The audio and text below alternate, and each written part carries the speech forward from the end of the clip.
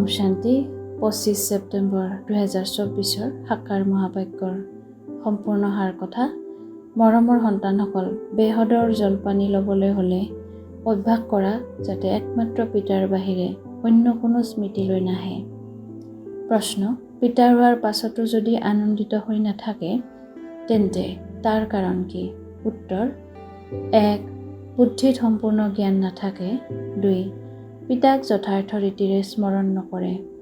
স্মৰণ নকৰা বাবে মায়াই প্ৰবঞ্চনা কৰে, সেইবাবে আনন্দিত হৈ নাথাকে।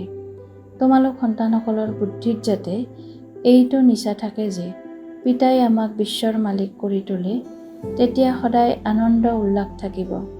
পিতাৰ যি উত্তৰাধিকাৰ, পবিত্ৰতা, সুখ আৰু শান্তি, সেইবোৰত সম্পূৰ্ণ হোৱা, তেতিয়া আনন্দ থাকিব। ধাৰণাৰ বাবে মুখ্য সাৰ: 1. যেনেকৈ শিৱ বাবাৰ কোনো জাকজমকতা নাই, সেৱক হৈ সন্তানসকলক পঢ়ুৱাবলৈ আহে, তেনেকৈ পিতাৰ সমান কৰ্তৃত্বশীল হৈও নিৰহংকাৰী হ'ব লাগে।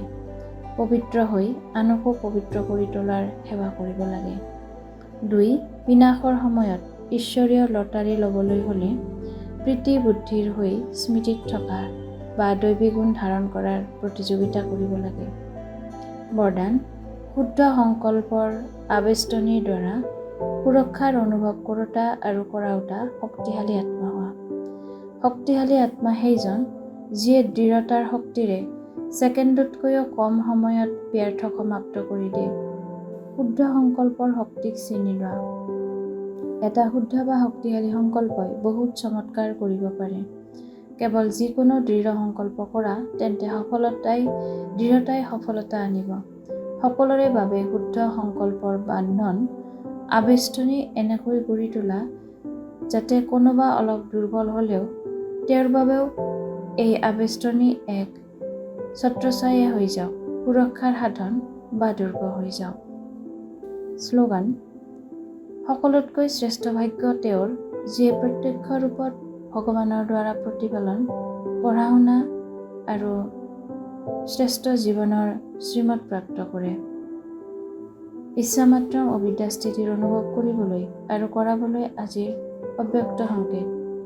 ভক্তসকলক সৰ্বপ্ৰাপ্তি কৰোৱাৰ আধাৰ হৈছে ইচ্ছামাত্ৰম অবিদ্যাৰ স্থিতি। যেতিয়া স্বয়ং ইচ্ছামাত্ৰম অবিদ্যা হৈ যোৱা, তেতিয়াহে অন্য আত্মাসকলৰ সকলো ইচ্ছা পূৰ্ণ কৰিব পাৰা। নিজৰ প্ৰতি কোনো ইচ্ছা নাৰাখিবা, কিন্তু অন্য আত্মাসকলৰ ইচ্ছা পূৰণ কৰাৰ কথা ভাবা, তেতিয়া স্বয়ং সম্পন্ন হৈ যাবা। ওম শান্তি।